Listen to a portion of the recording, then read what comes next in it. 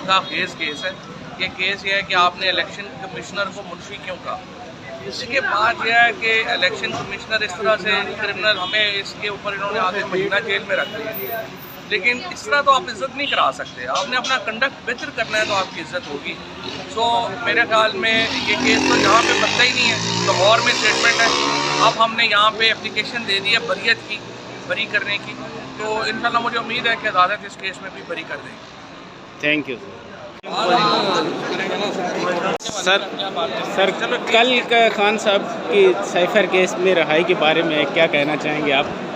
यार देखें, केस तो इमरान खान के ख़िलाफ़ सारे बड़े कमज़ोर हैं। किसी केस की कोई उसमें कोई जान तो है कोई नहीं। हमें जाली केसेस बनाए हुए हैं, ज़बरदस्ती के केसेस हम कितनी देर रह सकते हैं।